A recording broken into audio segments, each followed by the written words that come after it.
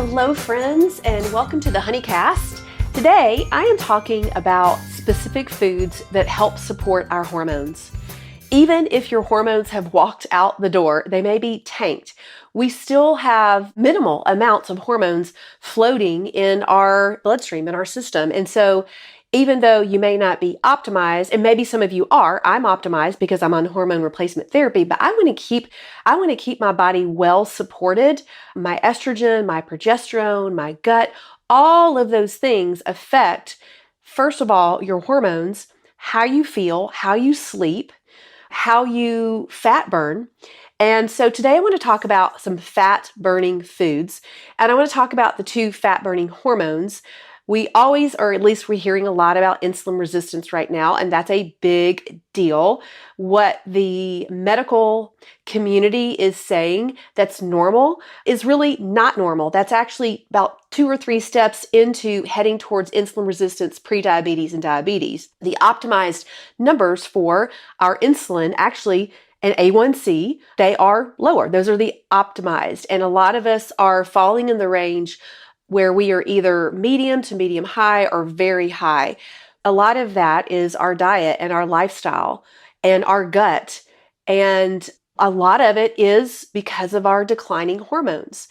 And so estrogen is such a beautiful glucose regulator that when estrogen levels in perimenopause start fluctuating, we start also having some fluctuating insulin levels. And so insulin is our fat storage hormone.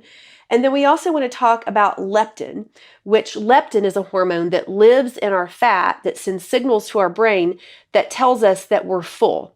So when these two hormones get impacted negatively, which they usually do because of declining hormones and our standard American diet, our lack of exercise, our lack of sleep, our gut issues, which also get transformed when estrogen walks out the door. It's kind of like, feels like we're just a sitting duck for this to happen.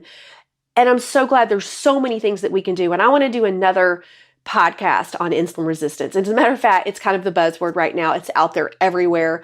We can learn about it really anywhere. But I want to talk about it today in the sense just like, I'm talking to a client. I'm talking to you. You're following me. I want you to have a basic understanding of why we go into fat storage mode and the factors that contribute to that. So you've heard me talk about the factors. And then today, I really just want to talk about a few foods that you can start focusing on. And I want to say this, if you aren't off the white sugar and the white flour primarily, you would want to start there because that is contributing to excess insulin and insulin resistance and fat storage. The other thing that contributes to that would be fake foods. And I don't want to take a drive-through Sue and make her feel bad. I can be a drive-through Sue at times. I know that it's difficult for some of us to get rid of some of those packaged foods. I'm a baby step person. So if you aren't off the white sugar and white flour, mostly, we want to work on that. I would throw alcohol in there as well. Alcohol in moderation is and can be helpful, but alcohol actually shuts down fat burning. When alcohol is in your system, your liver takes over to get that alcohol out because it sees it as poison and there's no fat burning going on. It shuts all that down. There are benefits to some alcohol like red wine and whatnot, but I'm just talking about best practices, right?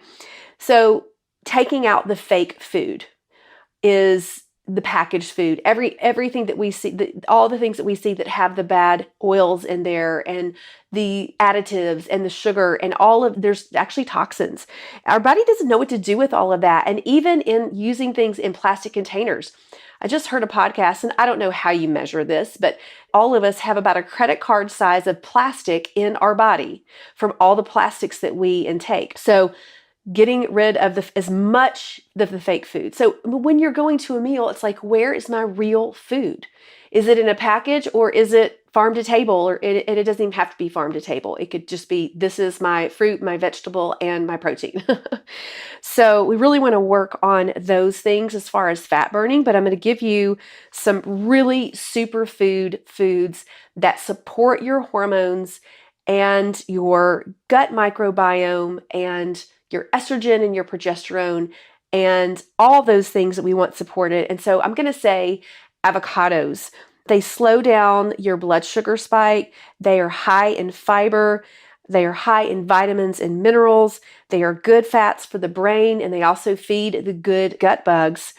I honestly did not like avocados for a lot of years. And I just kept practicing. I literally was trying to change my palate, and I did. I can't say that I love them, but I will say if they are the perfect ripeness and I add a little salt and lemon, I do love them. If they're overripe, I can do it guacamole. But avocados are a beautiful food. And those, of course, are going to be in our S meals. And you can use those in your S meals, in your satisfying meals, in your light S meals. I really try to have one at least once a day or a half of one once a day or every other day. Sometimes I can even throw it in my smoothie and you don't even taste it. And you've just got that creamy and you just know it's so yummy. Okay, some other foods that you want to focus on would be your seeds, and two in particular are very good for hormones. Your flax seeds are good for estrogen, and if your estrogen is low, and pumpkin seeds are good to support your progesterone. Those are also anti-parasitic and high in iron. Those seeds are beautiful. So if you haven't included those into your meals, if you're using flax seeds, you can use about 2 to 3 teaspoons in an energizing or carb-based meal, and that will be your fat. So I like to sprinkle them on top of my salad or vegetables or put them in a smoothie. Pumpkin seeds, those are also going to be your S, but you can use a tablespoon or a scant, sort of sprinkling on your E salad or soup. I love the combination of adding the good fats in the form of seeds, avocado, things like that, as opposed to so much butter and dairy and whatnot. It's just a better choice. It's higher in fiber. It's higher in vitamins, polyphenols. The other thing that's very helpful for our hormones, because they're supporting our liver, we so want to support our liver. Our liver is busy detoxifying and getting rid of excess estrogens and excess hormones that build up and store up and cause us to actually store fat. So those bitter foods are going to be great for your liver. Bitter foods like radicchio and arugula and dandelion greens, cutting those up and putting them in salads, or you kind of got to be careful with those when you put those in a smoothie. They are very bitter, and so you kind of have to counteract that with maybe some berries, but you want the bitter. That's the thing, is we want to get the bitter in there. The bitter is good. The bitter and the sour are helpful actually for our hunger hormones. And so those bitter foods, also lemon and ginger, those are beautiful foods that are going to help support that liver. The other class of foods that are so helpful would be your root vegetables. They are going to support your progesterone. The other thing I didn't say about bitters is that they also help with hot flashes. So the bitter is going to help you break down your estrogen, that excess estrogen. So those root vegetables are super helpful for progesterone, and also they're going to give you vitamin C and vitamins and minerals and polyphenols. So sweet potatoes, carrots, all the different squashes, they are just so beautiful. All these foods are fat-burning foods, and when you have them in the setting of the Trim Healthy plan, which is we have our carbs with a teaspoon of fat or less with protein, definitely protein, and meat is very helpful for fat burning and is very helpful for hormones as well. And also we are looking at our S meals. That's going to be our satisfying meals. That's going to be our higher fat meals with anchored protein and those non-starchy veggies. And when we're in midlife, when we're utilizing these two fueling options, we want to keep into account that our body doesn't necessarily burn fat as efficiently as it used to. So we want to keep those S meals a little bit lighter and less frequent.